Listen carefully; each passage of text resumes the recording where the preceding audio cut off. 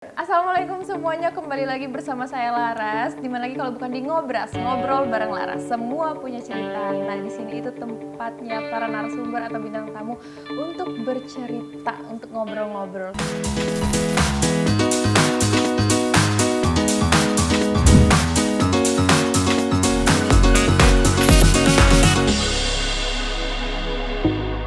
Tapi di sini semua berdasarkan fakta, no fake ya. Dan semoga cerita dari para narasumber kita atau bintang tamu kita bisa kalian ambil pelajarannya.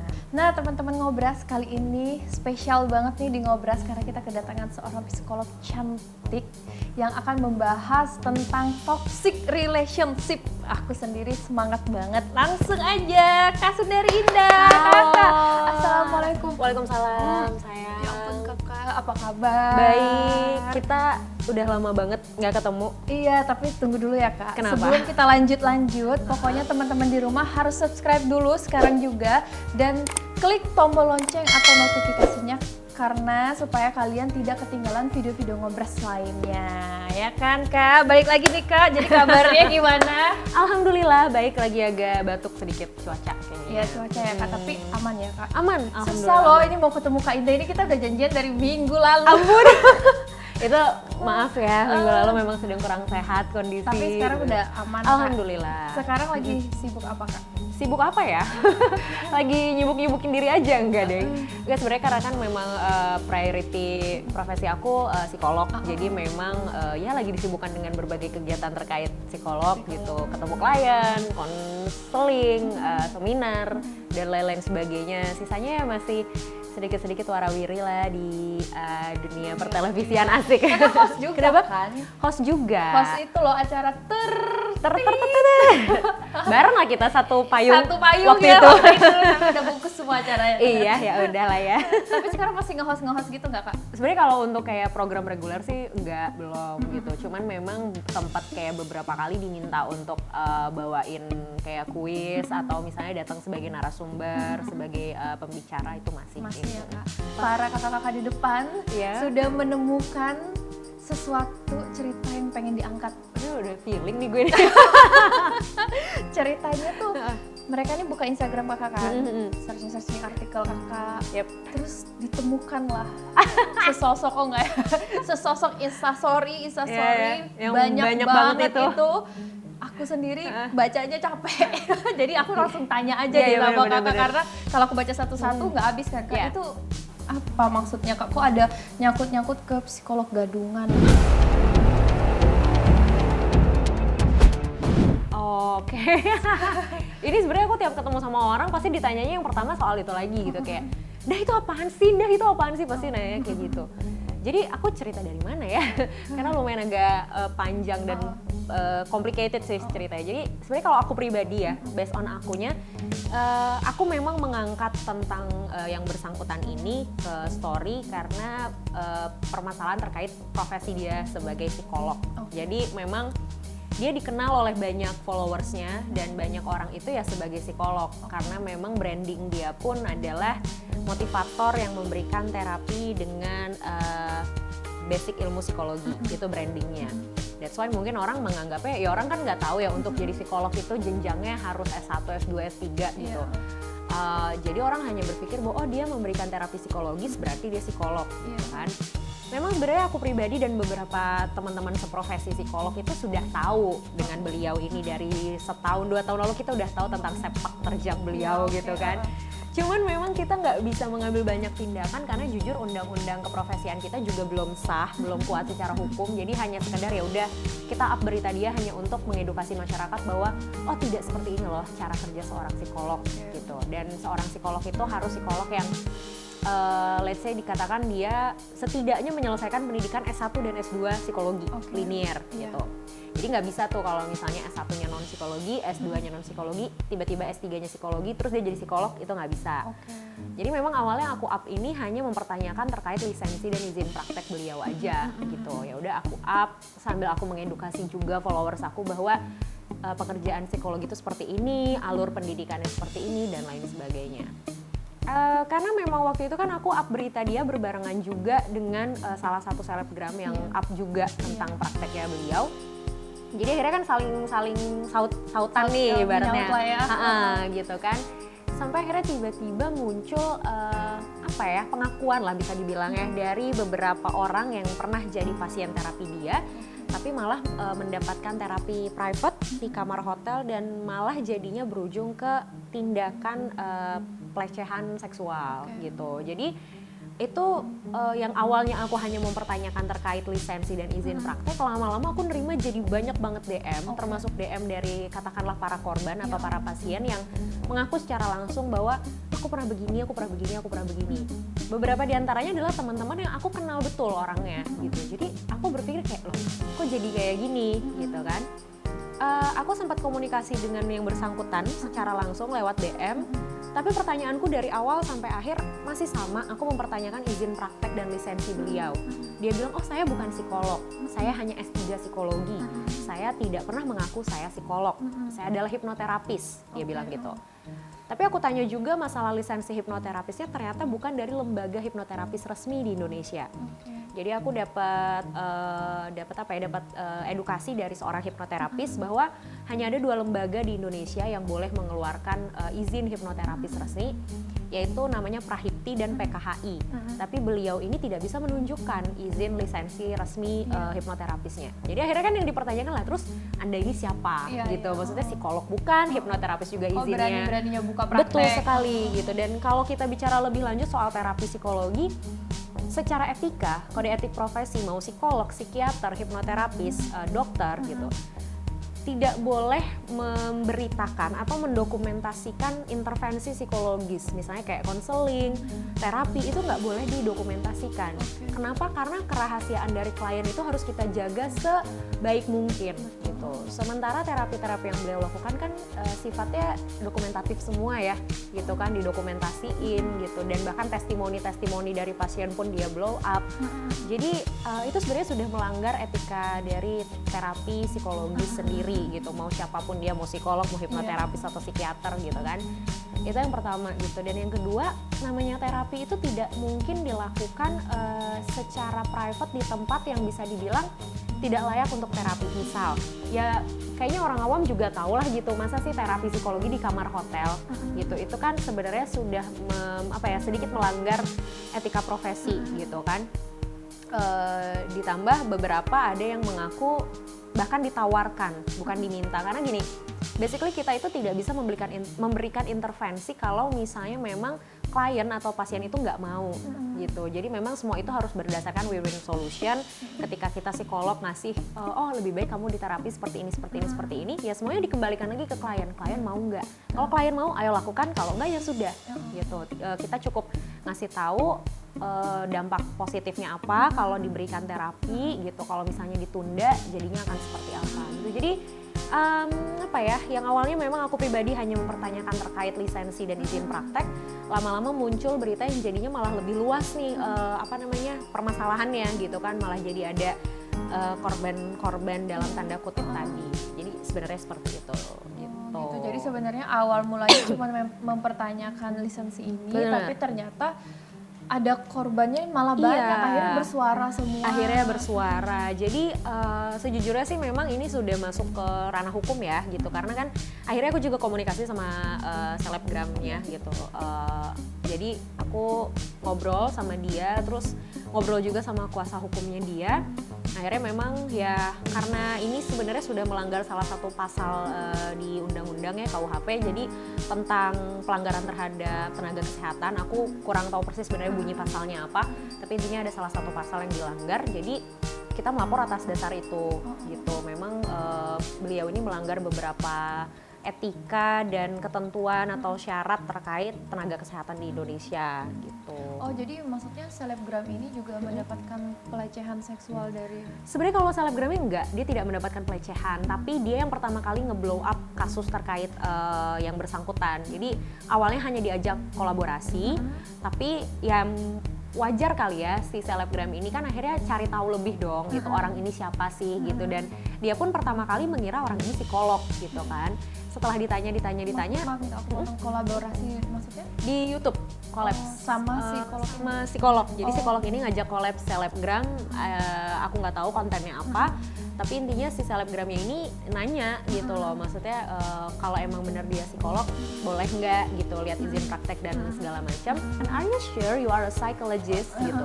Bolehkah saya lihat lisensi Anda gitu? Dia berkelit muter-muter tidak menunjukkan lisensinya. Akhirnya ya udah gitu, si selebgram ini ngeblow up. Guys, jangan percaya dia bukan psikolog. Karena setelah dicek lebih lanjut keanggotaannya ke Himpunan Psikologi Indonesia, dia tidak terdaftar memang sebagai anggota dari Himpunan Psikologi Indonesia. Makanya kenapa selebgram ini ngeblow up, karena ya mungkin selebgram ini juga miris kali ya, karena followers beliau ini kan udah banyak banget, subscriber di YouTube juga udah banyak banget, banyak sekali terapi yang dia lakukan dan teori-teori psikologi yang dia kemukakan di YouTube. Yang aku pernah nonton satu yang menurutku kayak, sorry gue belajar psikologi 8 tahun kayak gue nggak pernah belajar hal kayak gini. Apa tuh kak? Apa ya, terkait, oh gini, yang tagline yang sering dia sebutkan itu kan adalah luka batin masa janin. Apa tuh? I don't know. itu yang sering disebut. Jadi kayak dia bilang bahwa kejadian trauma atau hal-hal yang terjadi sekarang itu diakibatkan karena luka batin masa janin. Aku nggak tahu apakah itu hanya kalimat konotasi yang dia buat sendiri untuk mengartikan satu konsep, atau memang dia pernah mempelajari itu. Tapi honestly aku sih tidak pernah mempelajari itu. That's why ketika aku up cerita dia di story pun aku mention dia dan aku bilang bahwa let me know gitu, maksudku kalau memang aku yang kurang update, kalau memang ternyata aku yang kurang belajar ya tolong kasih tahu aku gitu, tolong kasih tahu saya, mungkin saya yang memang belum belajar tentang hal ini, tolong edukasi saya. Aku bilang gitu, aku mention itu ke dia, tapi dia tidak menjawab sedikit pun hal itu. Aku baca artikel juga katanya si psikolog ini dia udah dipolisikan. Iya, aku nggak tahu ya sebenarnya udah dipolisikan atau belum. Cuman setauku terakhir aku dapat update memang laporannya udah masuk. Kalau nggak salah di salah satu artikel juga Kombesius juga udah komen bahwa sedang diusut ya, kasusnya sedang diproses. Jadi aku nggak tahu sih apakah dia sudah dipanggil untuk dimintai keterangan atau apa, aku belum tahu gitu. Dan aku juga rasanya bukan porsi aku untuk bicara lebih banyak terkait masalah hukum ini, kasus ini, karena memang yang laporkan dari pihak selebgram tersebut ya. Aku hanya membantu sebisaku, data apa yang dibutuhkan aku bantu gitu kan. Termasuk juga beberapa korban dan beberapa korban yang mau jadi saksi pun aku bantu secara moral juga gitu. Jadi memang banyak banget yang nanya, bahkan sampai tadi pagi tuh masih ada yang nanya kasusnya udah sampai mana gitu kan. Ya aku merasa aku nggak perlu cerita lah gitu, udah sampai mana gitu. Kita percayain aja ke pihak kuasa hukum, kita percayain aja ke pihak kepolisian, betul, pihak yang berwajib untuk ya udah proses. Yang penting kita sudah lapor dengan berbagai tuntutan dan bukti-bukti yang ada gitu, ya udah kita tinggal percayain dan serahin ke pihak berwajib untuk proses gitu. Jadi aja kakak sih. juga di sini mewakili para psikolog. Bener banget. Mewakili para wanita-wanita yang ada. Iya, ya. karena gimana ya, honestly pekerjaan kita nih psikolog ini kan ya kayak tadi pun gitu aku ngobrol di depan masih banyak yang berpikir bahwa ngapain datang ke psikolog, emang kamu gila gitu. Jadi untuk kita bisa dapat trust dari masyarakat aja tuh sebenarnya nggak gampang ya gitu. Ketika ada oknum yang jujur setelah kasus beliau ini up, banyak banget DM yang masuk ke aku jadinya bilang bahwa Kak, kok aku jadi takut ya ke psikolog, aku jadi nggak percaya sama pekerjaan psikolog. Honestly itu, ya Allah itu aku sedih banget sih sebenarnya kayak, oh my god gitu, gila gue kuliah tinggi-tinggi, capek-capek gitu, kayak mentally down banget untuk bisa dapat gelar ini, untuk bisa bantu orang. Tapi sekarang ketika aku udah bisa bantu orang, orang malah takut sama aku gitu. Aku dan teman-teman seprofesiku yang seusiaku, yang kita baru jadi psikolog, maybe baru ya kurang dari 5 tahun lah gitu, 3 tahun 4 tahun yang kita sedang mencoba membangun citra psikolog yang baik di mata masyarakat sekarang gitu kan. Jadi kalau aku tidak bersuara, kasihan teman-temanku gitu loh. Kalau aku nggak bersuara, banyak profesi psikolog di luar sana yang seangkatan sama aku, di atas aku atau di bawah aku yang lagi berjuang, tapi nggak punya power untuk memperjuangkan profesinya sendiri gitu. Jadi aku ngerasa ya kenapa nggak aku yang ngomong gitu, kayak ibaratnya aku punya masa, aku punya platform di Instagram yang cukup besar yang orang akan percaya dengan apa yang aku omongin, ya why not gitu, aku coba up ini gitu. Aku merasa kayak oh ternyata at least satu kali dalam hidup aku ngasih impact gitu buat orang gitu.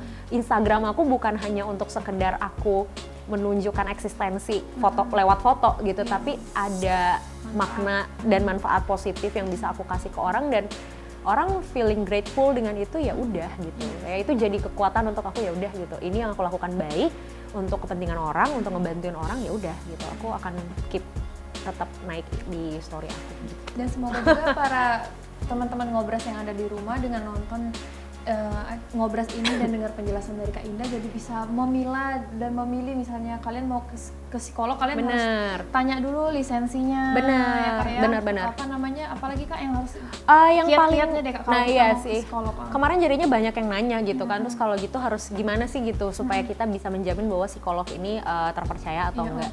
Sebenarnya kalau misalnya kita ragu dengan psikolog yang mau kita datengin, ya jangan takut, jangan malu untuk bertanya lisensi gitu atau izin prakteknya gitu. May I check your license gitu kan, boleh ngecek nggak izin prakteknya gitu. Itu jangan malu untuk bertanya, karena aku pribadi akan dengan sangat bangga nunjukin izin praktek. Oh ini gitu, ini izin praktek saya, ini nomor anggota izin praktek saya gitu. Tapi kalau misalnya teman-teman merasa oh kayaknya kurang sopan deh kalau nanya itu, kalian cukup cek di mana psikolog ini praktek gitu. Karena biasanya psikolog itu kan kalau nggak dia buka praktek sendiri, dia pasti praktek di beberapa tempat ya gitu. Entah di rumah sakit, entah di konsultan psikologi atau biro-biro psikologi gitu. Kalian bisa cek, oh biro psikologi apa. Kalian bisa search di internet biro psikologi ini ratingnya berapa. Kalian bisa lihat lagi di Instagram followersnya banyak apa enggak. Kalian bisa cek di dalamnya orang-orangnya siapa aja.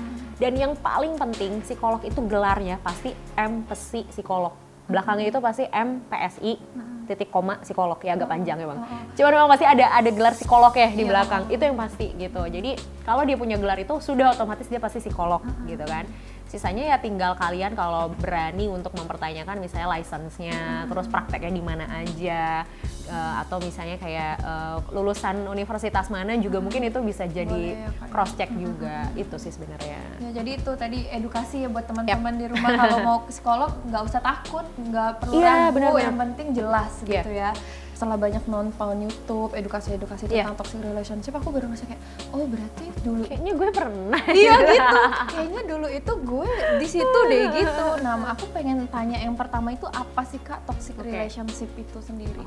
Jadi gini, memang secara literatur atau secara teoritisnya itu nggak ada istilah kayak toxic relationship adalah bla bla bla, enggak gitu. Cuman toxic relationship ini semacam kayak istilah yang akhirnya di-label atau digunakan untuk menjelaskan satu kejadian tertentu gitu. Sifat-sifat dalam racun ini terjadi dalam suatu relasi, dalam relationship gitu. Makanya kenapa muncullah istilah toxic relationship gitu. Oh gitu. Jadi hubungan yang beracun, ibaratnya kata orang-orang mah hubungan yang gak baik lah, namanya racun mah gak baik gitu. Ya, pasti kan efeknya pasti buruk ya gitu, bukan hanya untuk kesehatan fisik tapi kesehatan mental juga. Nah gitu. itu dia ya Kak ya. Nah jadi itu terus gini, seperti yang aku bilang tadi, dulu kan aku nggak tahu aku tuh ternyata berada di toxic relationship. Nah aku tuh pada saat itu ngerasanya bahwa ya udah ini cinta ya, gitu loh kan. Tapi nggak apa-apa, semua pasti akan bilang seperti itu. Gitu kan. Jadi aku tuh pengen tahu apa dan gimana cara membedakan antara toxic relationship dan bucin. Oh I see. Nah, bucin nih, para budak-budak cinta. Gimana sih ngebedain toxic relationship sama bucin gitu? Jadi gini, kalau kita bicara soal bucin, kadang kita orang di luar hubungan satu pasangan ya gitu. Misalnya aku ngelihat misalnya kamu sama pasangan kamu, terus aku bilang kamu bucin gitu. Itu kan point of view aku gitu. Itu kan kayak ini kayaknya nih orang bucin ya. Karena mungkin value kamu dalam berelasi, dalam berhubungan sama aku mungkin berbeda. That's why aku bilang kamu bucin. Tapi kan belum tentu kamu merasa bucin gitu. Kalau kamu tidak merasa bucin ya it's okay, nggak masalah gitu. Karena semuanya juga balik lagi ke kita yang merasakan hubungan itu. Tapi kalau misalnya hubungannya ini udah dibilang toksik, itu adalah ketika kita sebagai individu itu sudah tidak bisa lagi berkembang atau sudah tidak bisa lagi menjadi diri kita sendiri gitu. Kayak ibaratnya gini, kita kan oke lah punya pasangan, tapi kita nggak bisa lepas bahwa kita pun individu yang berdiri sendiri. Kita ingin melakukan berbagai hal atas dasar apa yang kita suka, apa yang kita mau, apa yang jadi cita-cita kita, jadi tujuan kita gitu.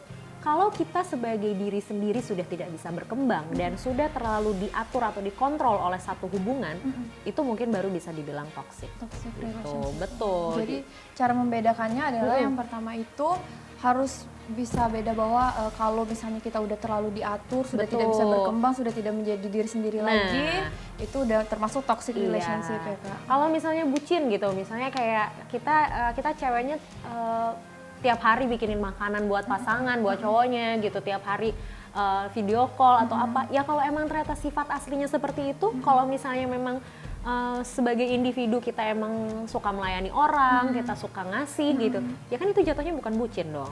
Kita tetap bisa berkembang sebagai diri kita sendiri. Bukan toxic. Bukan, ya bukan toksik. Tapi kalau ternyata misalnya kita tidak bisa menjalani aktivitas kita sehari-hari dengan bebas, ketemu temen juga dibatasin, terus kayaknya hobi-hobi atau kegiatan kita kayaknya dilarang sana, dilarang sini, cara kita berpakaian juga kayaknya diatur, loh. Terus tempat kita untuk menjadi diri sendiri di mana? Gitu. Iya. Itu yang mungkin bisa dibilang bahwa kita sudah terlibat dalam toxic Toxic relationship. relationship. Jadi itu ya yang paling menonjol untuk membedakannya ketika Ya. kalian sudah tidak bisa berkembang dalam hubungan itu, sudah tidak bisa menjadi diri sendiri, itu adalah toxic relationship. Betul. Tapi kalau sekedar kayak ya memberikan yang terbaik untuk pasangan gitu ya itu masih disebut bucin lah ya. Masih Kak, disebut ya. bucin, asal nggak lupa aja sama dunia sekitar sih Iya, gitu. iya, Bahwa jangan sampai merasa bahwa oh dunia milik kita berdua, Iya, kayak yang lain kontrak. yang lain kontrak. Iya, iya, itu Awal-awal jangan. pacaran. Itu Iya. biasanya 3 bulan pacaran Kak, kalau udah 4 Oh, gitu bulan ya? ya.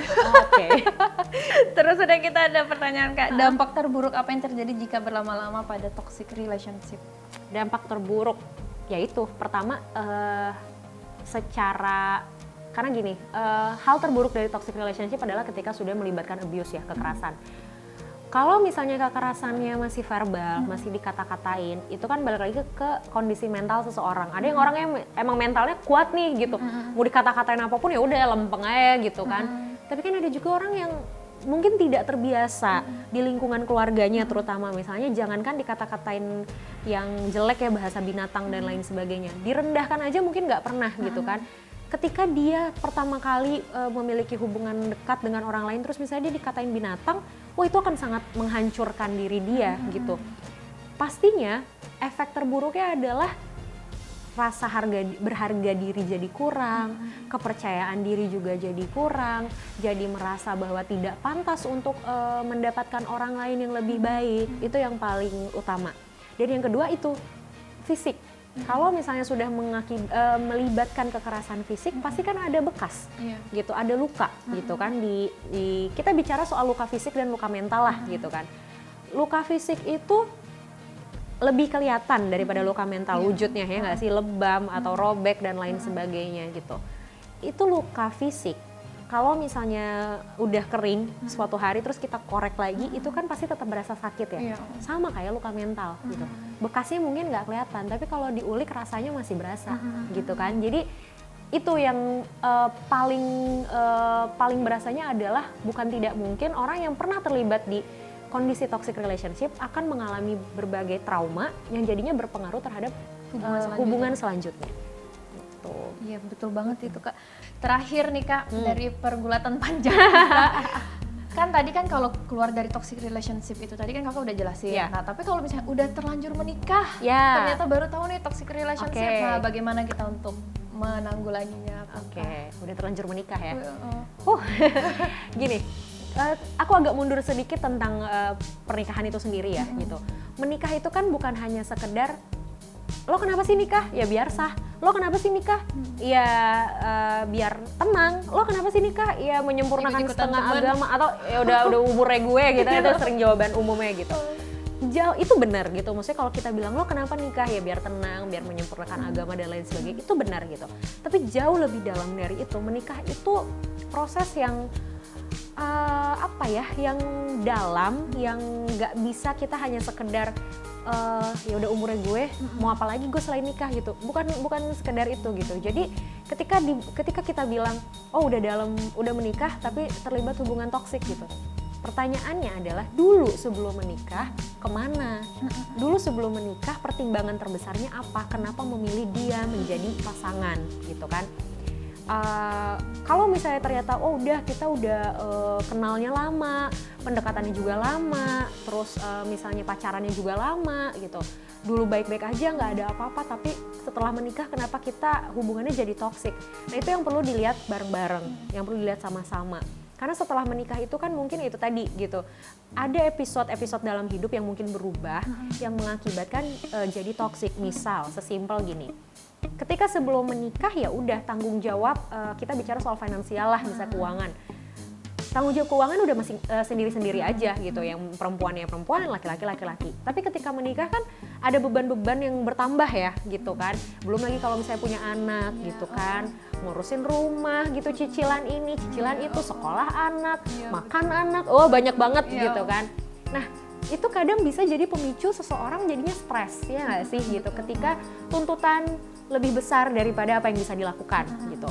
Nah ketika stres ini, jangan sampai suami istri itu nggak ngobrol, jangan sampai tidak berani untuk komunikasi. Misal suami stres karena gaji tidak sesuai misalnya dengan pengeluaran gitu, pendapatan tidak sesuai dengan pengeluaran. Ngomong sama istrinya, coba cari jalan keluarnya masing-masing. Apakah memang rumah tangga kita yang terlalu boros, atau misalnya memang ya saya mungkin harus mencari pekerjaan lain, atau saya harus bergen minta kenaikan gaji dan lain sebagainya. Ngobrol, karena kalau misalnya sekali udah nggak ngobrol, satu masalah nggak diobrolin, timbul masalah lain nggak diobrolin, timbul makin banyak masalah nggak diobrolin, itulah yang akan mengakibatkan makin banyak salah paham di antara pasangan suami dan istri. Kalau udah ada salah paham, kalau udah nggak ada komunikasi, akhirnya yang terlibat udah emosi gitu, emosi udah ngatain sana, ngatain sini, curiga sana, curiga sini, trust udah berkurang gitu kan, lama-lama jadilah si toxic tadi gitu. Jadi kalau memang udah cenderung udah terlanjur menikah dan ternyata terlibat dalam toxic, mesti dilihat dulu awal mulanya kenapa. Ngobrol dulu dengan pasangan, karena kan kita nggak bisa bilang oh ya udah toxic ya di nikah, ya udah cerai, kan nggak mungkin kayak gitu, nggak bisa dong gitu. Kalau udah menikah nggak segampang ketika kita pacaran gitu. That's why kenapa kita harus pelan-pelan cari tahu masalahnya apa, coba ngobrol antara kedua belah pihak. Jangan malu untuk mengakui kesalahan, jangan malu untuk merasa kurang gitu, dan jangan ada yang merasa bahwa saya lebih unggul daripada pasangan saya. Kita selalu bilang kalau komunikasi itu adalah faktor penting dalam rumah tangga atau dalam hubungan. Orang kan maksudnya elah ngobrol doang, kayak seolah mendiskreditkan komunikasi gitu. Padahal emang iya, komunikasi itu beneran kunci paling pertama dalam suatu relasi. Mau temenan, mau pacaran, mau nikah, komunikasi. That's why kenapa kayak penting loh buat apalagi suami istri ya. Suami sibuk kerja seharian, istri misalnya kerja juga, atau istri ibu rumah tangga gitu. Terus misalnya cuman ketemu pas menjelang malam mau tidur gitu. Udah capek dua-duanya, udah aja cuman ketemu di kasur tidur gitu. Coba deh sempetin untuk sejam atau 2 jam pillow talk, ngobrol. Ya apa aja ngalor ngidul gitu, hari ini ngapain, hari ini ngerasain kejadian apa, hari ini seneng, hari ini bete, itu diobrolin. Karena meskipun gak ada masalah bukan berarti nggak ngobrol gitu. Jadi emang ya itu tadi gitu, kalau misalnya komunikasi sudah terjalin dengan baik dari awal, keterlibatan akan toxic relationship akan semakin kecil. Iya kayak gitu. Jadi komunikasi intinya kalau udah menikah, terus pikir lagi yang apa sih kemarin faktor mau menikahnya itu apa, dan kalian yang buat yang belum menikah, pikir lagi nih mau menikah harus kuat dulu nih pondasinya, dan yang paling penting adalah komitmen ya Kak. Betul. Jadi apapun yang terjadi nanti bisa tetap berdiri kokoh nih rumah tangganya. Thank you Kak Sundari Indah. Sama-sama. Terima kasih nih Lara. udah bisa curhat. Semoga sukses selalu ya Kak. Amin. Dan semoga teman-teman nggak takut buat ke psikolog. Karena ini psikolog terjamin. Pokoknya. Amin. Thank you Kak, terima kasih Sama-sama. sekali lagi. Nah teman-teman, itulah tadi banyak banget edukasi dari seorang psikolog cantik Kak Sundari Indah. Semoga bisa mengedukasi kita semua tentang toxic relationship. Dan buat kalian yang masih terjebak di toxic relationship, buru-buruan cepet kabur keluar dari sana. Dan buat teman-teman di rumah, kalau kalian juga pengen ngobrol di Ngobras, langsung aja DM ke Larasati Kusnandar Instagramnya, atau bisa komen di bawah ini. Sekali lagi terima kasih. Assalamualaikum.